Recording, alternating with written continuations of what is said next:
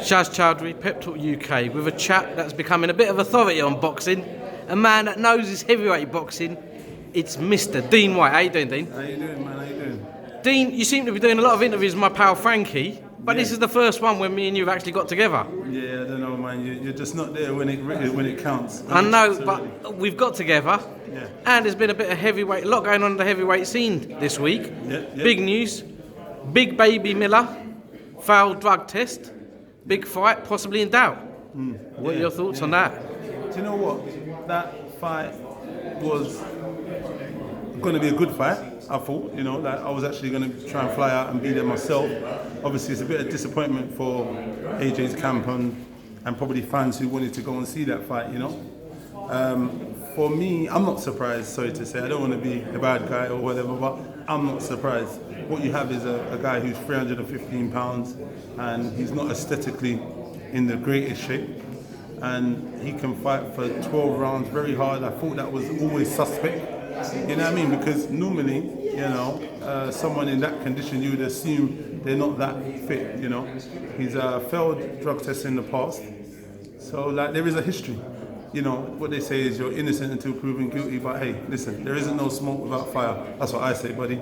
I'll tell you what, he's ruined my life, because since that fight's been announced, I went on a diet of cheeseburgers. You thought to yourself, hey, if he could do it, I'm going to have that endurance.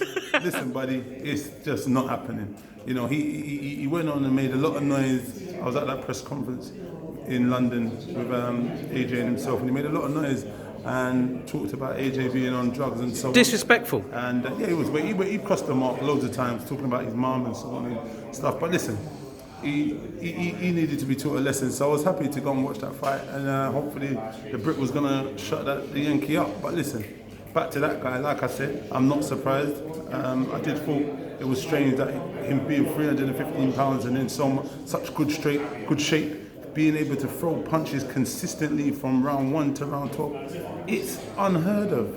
You know, go back and check. Everyone always says, I don't know many guys in history that you can say that could work at that kind of phenomenal workman, you know, unaided. But listen, I'm not the expert, but obviously I've got an opinion, and this is only my opinion.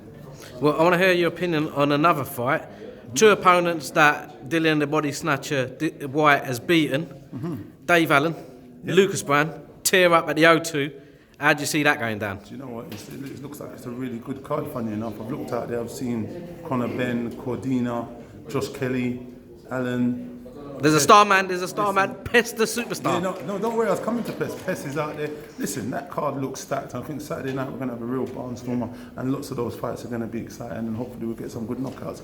Going on to the main event, that fight, if you look at it, who's got the experience in terms of big fights, you'd look at Lucas Browne, you know, and say, you know, he has the power, he has the pedigree, he's been a former world champion of some sort, but obviously he's come off a devastating knockout of my brother last year, and obviously he's had, in his past few fights, he was on the canvas as well, wasn't he? So I'm not too sure how that stands, but listen, hopefully he's in good shape. I'm sure he should, because obviously if he loses today, well then I'm not sure there's many places he's going to go after here.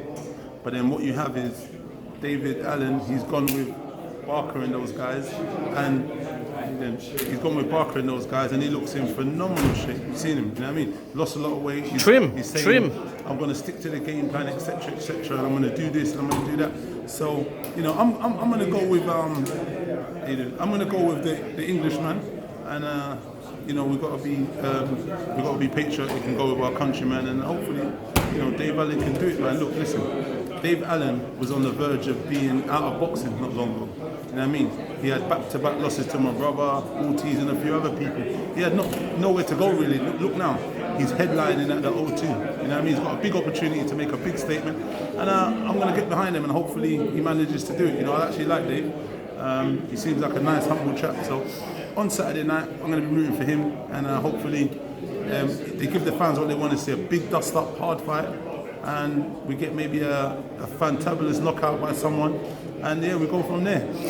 One of your guys, John Harding Jr., your assessment of him, big stage for him. It is a mega stage for John. You know, this is levels above anything he's actually ever done. So, you know, what we've got to look at is John John needs to go out there and be patient, make sure he puts on a good performance, and just get the win instead of worrying about trying to impress anyone. So that's what I'm hoping. John's going to go out there, perform really well, put on a boxing performance, and Matchroom will be happy, and the fans will be happy of him getting a W and being on that stage. He needs to impress because this is his opportunity. You know what I mean? Dean, as always, a pleasure. Pep Talk UK. My pleasure also, man. Thanks very much, guys. Enjoy the rest of your day. Cheers, buddy.